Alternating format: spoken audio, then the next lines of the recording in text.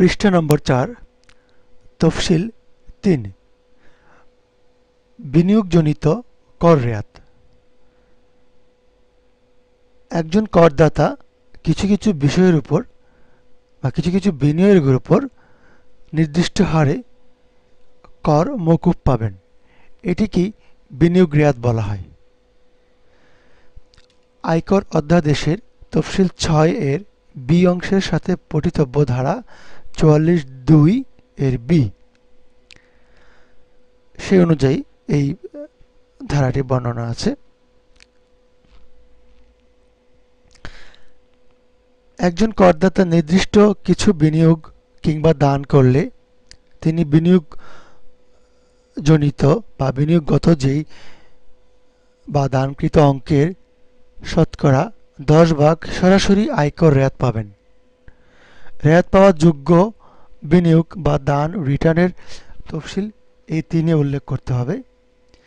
কর রেয়াতের জন্য এরকম বিনিয়োগ বা দানের পরিমাণ মোট আয়ের স্বীকৃত ভবিষ্যৎ তহবিলে নিয়োগকর্তার দান বাদে অথবা শতকরা 20 ভাগ। আমি আবারও বলছি, স্বীকৃত ভবিষ্যৎ তহবিলে নিয়োগকর্তার দান বাদে মোট আয়ের বিনিয়োগ বা দানের মোট আয়ের শতকরা 20 ভাগ অথবা সর্বমোট 1 কোটি টাকা অথবা প্রকৃত বিনিয়োগ, এই তিনটির মধ্যে যেটি কম তার বেশি হতে পারবে না। অর্থাৎ যেটা কম হবে তার 10 ভাগ, শতকরা 10 ভাগ তিনি রেয়াত পাবেন। আমি আবারও বিষয়টি বলছি, যদি একজন করদাতা তার বিনিয়োগ বা দানের মোট যে আয় হবে স্বীকৃত ভবিষ্যৎ তহবিলে নিয়োগকর্তার দান বাদে যে আয় হবে সেটির শতকরা 10 ভাগ, 20 ভাগ অথবা সর্বোচ্চ 1 কোটি টাকা অথবা প্রকৃত বিনিয়োগ, এই তিনটির মধ্যে যেটি কম তার বেশি হতে পারবে না। অর্থাৎ কম অংশের শতকরা 10 ভাগ তিনি রেয়াত পাবেন। আমরা কি কি বিনিয়োগের উপর আসলে এই রেয়াত পাবেন সেটি একটি আলোচনা আমরা রেখেছি। করদাতার করমুক্ত আয়সমূহ।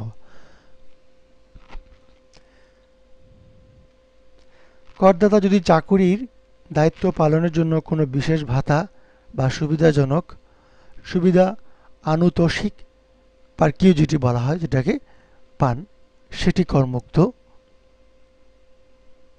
পেনশন, অংশীদারি ফার্ম হতে পাওয়া মূলধনী মুনাফার অংশ, গ্র্যাচুইটি প্রাপ্তি, প্রভিডেন্ট ফান্ড অ্যাক্ট 1925 অনুযায়ী থেকে প্রাপ্ত অর্থ, স্বীকৃত প্রভিডেন্ট ফান্ড থেকে প্রাপ্ত অর্থ, স্বীকৃত সুপারএনুয়েশন ফান্ড থেকে প্রাপ্ত অর্থ, companies profit workers participation act 1968 এর আওতায় workers participation fund, workers participation fund থেকে প্রাপ্ত অর্থ, মিউচুয়াল ফান্ড অথবা ইউনিট ফান্ড থেকে পাওয়া লভ্যাংশ বা ডিভিডেন্ড 25,000 টাকা পর্যন্ত, সরকারি নিরাপত্তা জামানতে সুদ যা সরকার করমুক্ত বলে ঘোষণা করেছে। রাঙ্গামাটি, বান্দরবন ও খাগড়াছড়ি জেলায় পাহাড়ি অধিবাসী দ্বারা এই জেলাগুলোতে পরিচালিত আর্থিক কর্মকাণ্ডের ফলে প্রাপ্ত আয়, রপ্তানি ব্যবসা হতে প্রাপ্ত আয়ের 50 ভাগ, শতকরা 50 ভাগ। আয়ের একমাত্র উৎস কৃষি খাত হলে কৃষি খাত হতে আয় 50,000 টাকা পর্যন্ত। কম্পিউটার সফটওয়্যার ডেভেলপমেন্ট ও তথ্য প্রযুক্তি নির্ভর সেবা, বিস্তারিত হচ্ছে ITS, information and technology enable services, এসব হতে যেই ব্যবসার আয় হবে সেটা কর অব্যাহতিপ্রাপ্ত আয়। হাঁস মুরগির খামার হতে অর্জিত আয়, তবে এক্ষেত্রে অর্জিত আয় ১.৫ লক্ষ টাকা এর অধিক হলে বাকি অর্জিত আয়ের উপর 10% সরকারি করে বিনিয়োগ করতে হবে। ১.৫ লক্ষ টাকা এর অধিক হলে অর্জিত আয়ের শতকরা 10% সরকারি ক্রয়ে বিনিয়োগ হতে হবে। স্টক এক্সচেঞ্জে তালিকাভুক্ত কোম্পানির শেয়ার বিক্রয় হতে অর্জিত মুনাফা। হস্তশিল্পজাত দ্রব্যাদি রপ্তানি থেকে উদ্ভূত আয়। জিরো কুপন থেকে বন্ড থেকে উদ্ভূত আয়। বাংলাদেশের বাইরে উদ্ভূত আয় প্রচলিত আইনের অধীনে বাংলাদেশে আনীত হলে উক্ত আয়। সরকার কর্তৃক অনুমোদিত সঞ্চয়ী পেনশন স্কিম হতে অর্জিত সুদ আয়। করমুক্ত আয়সমূহ করদাতার মোট আয়ের অন্তর্ভুক্ত না হলেও রিটার্নে করমুক্ত আয়ের কলামে প্রদর্শন করতে হবে। আমরা তফসিল ৩-এর যে আসলে কি পরিমাণ কি ধরনের রেয়াত পেতে পারেন একজন করদাতা, এটি নিয়ে আলোচনা করছিলাম।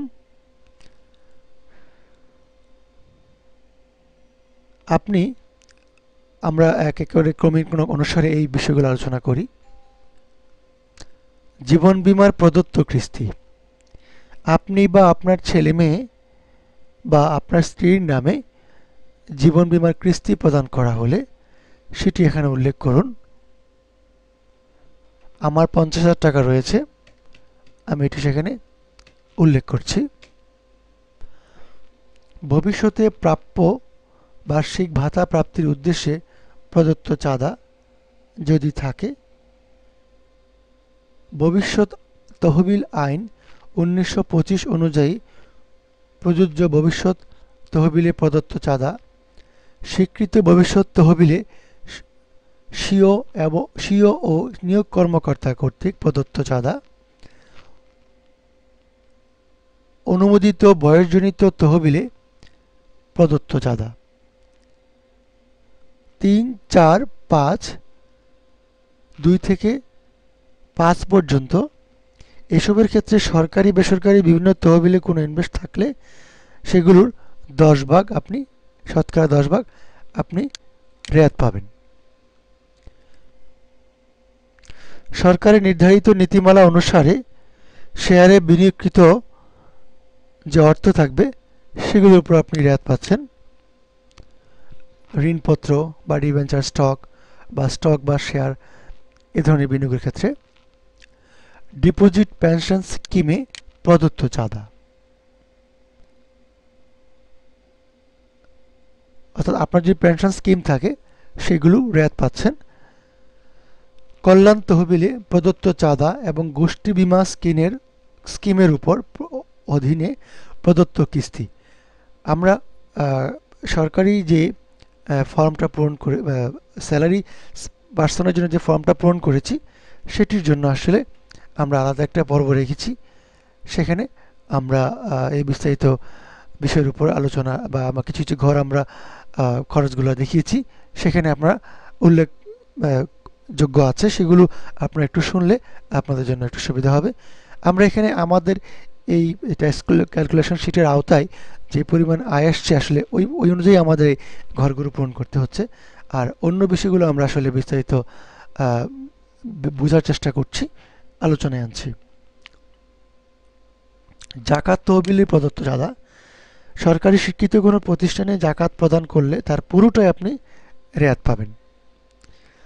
অন্যান্য যদি কোনো রেয়াতের বিষয় থাকে আমরা এখানে উল্লেখ করব। আমার যে পরিমাণ রেয়াত আমি পাচ্ছি যেটা যে বিষয়ের উপর, সেটা ৫০,০০০ টাকার, এই বিষয়ের উপর আমার একটা নির্দিষ্ট হারে রেয়াত আমার আসবে, এটা আমরা এখানে উল্লেখ করেছি।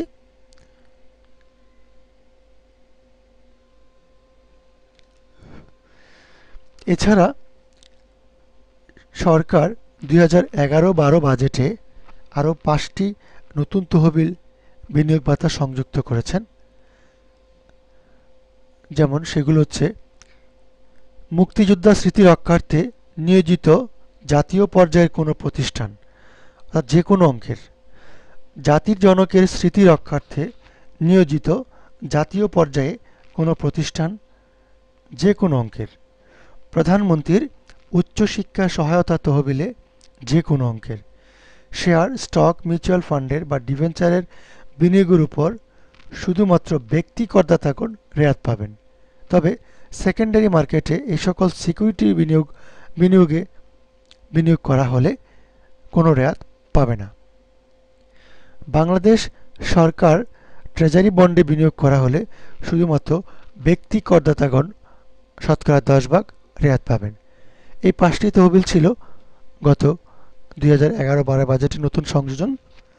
অনুগ্রহ করে বিনিয়োগকৃত সমূহের প্রত্যয়নপত্র এবং প্রমাণপত্র আপনাকে সংযুক্ত করুন। এটা করতে হবে। আপনি যে জমা দিয়েছেন সেটার অবশ্যই দালিলিক প্রমাণ আপনাকে দেখাতে হবে। আয়কর রিটার্নের সাথে দাখিলকৃত দলিলপত্রাদির তালিকা। আমার আয় অনুযায়ী আমি এখানে যা যা প্রয়োজন সেগুলো আমরা এখানে জমা দেওয়ার জন্য যেগুলো উল্লেখ করেছি। 8 পাতার রিটার্ন কপি, অর্থাৎ আমার যে 8টা পেজ আমি জমা দিচ্ছি। কর হিসাবের শিট, আমি যে ট্যাক্স ক্যালকুলেশন করেছি সেটার প্রিন্ট আউট দিতে হবে আমাকে জমা সাইন করার পরে।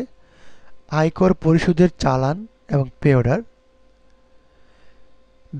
বেতনের যে প্রত্যয়নপত্র আছে, যদি আপনি ব্যবসায়ী হন সেক্ষেত্রে হবে হিসাব বিবরণী, আর যদি বেতন প্রাপ্ত হন সেক্ষেত্রে হবে চাকরিজীবীর জন্য প্রত্যয়নপত্র যেটা হবে।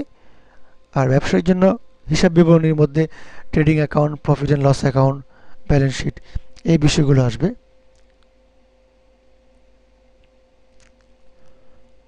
অর্থাৎ আপনি যা যা সংযুক্তি দিচ্ছেন সেগুলোর একটি বর্ণনা এখানে আপনাকে উল্লেখ করতে হবে। আর যদি আপনি নির্দিষ্ট সময়ের মধ্যে রিটার্ন জমা দিতে না পারেন সেক্ষেত্রে আপনাকে টাইম এক্সটেনশন যে লেটার আপনি দিয়েছেন ডিসিটি বরাবর, সেটির একটি কপি, যেটি টাইম মঞ্জুর হলে ওই মঞ্জুরকৃত যে সাইন করা যে কপি আছে সেটির একটি কপি আপনাকে এটার সঙ্গে যুক্ত করতে হবে যদি আপনি নির্দিষ্ট সময়ের পর আপনি রিটার্ন জমা দিয়ে থাকেন। এই ছিল কর রেয়াতের এই তফসিল 3-এর এবং পৃষ্ঠা 4-এর যে বর্ণনা। আমরা তারপরে পরবর্তীতে আমরা পৃষ্ঠা 5-এ যাব।